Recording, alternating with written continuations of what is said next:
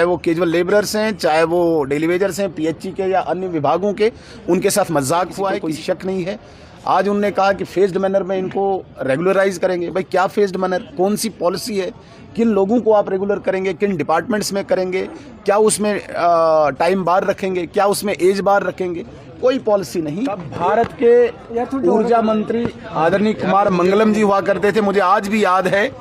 कुमार मंगलम जी जो power minister Bharat सरकार थे, तब उन्होंने इस चंद्रभागा नदी जो चिनाब नदी के नाम से भी मशहूर है, इसमें 20,000 मेगावाट बिजली पावर जनरेट करने के लिए पावर प्रोजेक्ट्स को आइडेंटिफाई किया गया था।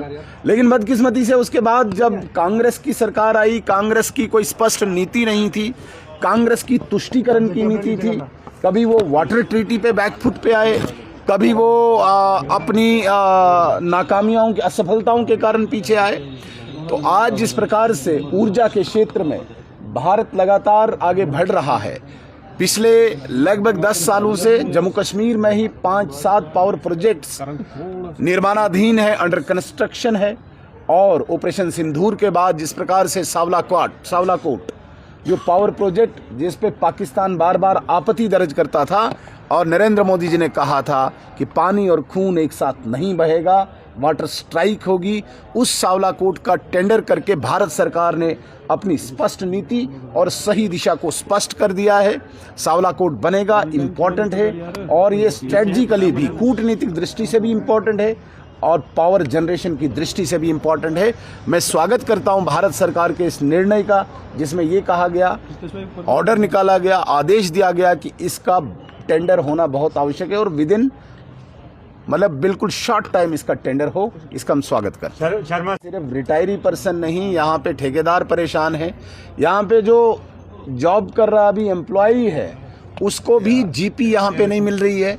तो ये कहीं ना कहीं नाकामयाबी इस जम्मू कश्मीर सरकार की है, जिन्होंने बहुत ख्वाब और सपने दिखाए थे। ये बड़ी बदकिस्मती है। चाहे वो कैजुअल लेबरर्स हैं, चाहे वो डेली वेजर्स हैं, पीएचई के या अन्य विभागों के, उनके साथ मजाक हुआ है, किसी को कोई शक नहीं है।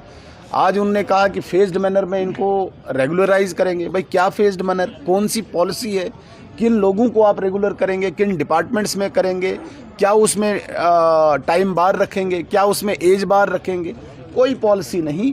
एक भद्दा मजाक, एक गंदा मजाक डेली वेजर्स के साथ किया है।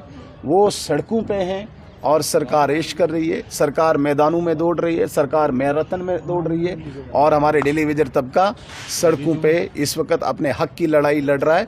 इसके अलावा इनके पास और क्या चाह रहा है। 24,000 नौकरियों को इन्होंने आउटसोर्स किया हुआ है और इन्हीं का जवाब फाइल में आया हुआ है। कल इनके बड़े विधायक बोल रहे थे मैं झूठ बोल रहा हूँ। कहाँ से लाए इन्होंने ये? मुझे नहीं पता है कहाँ से लाया, मुझे पूछ के थोड़ी लाया। इन्होंने कोई कंपनी लाई, आउटसोर्स कंपनी, वो भी ब्लैक लिस्टेड होगी, उस ब्लैक लिस्टेड कंपनी के थ्रू ये लगा रहे हैं। कोई मेरिट नहीं।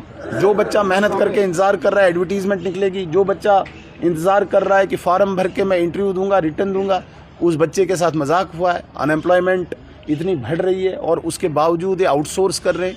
तुम डायरेक्ट क्यों नहीं लगा रहे हो? अगर आपने आउटसोर्स ही करना है, वहाँ पे भी कोई प्रॉपर मैकेनिज्म रखो रिक्रूटमेंट का। तो एक बहुत बड़ा मजाक उन लोगों के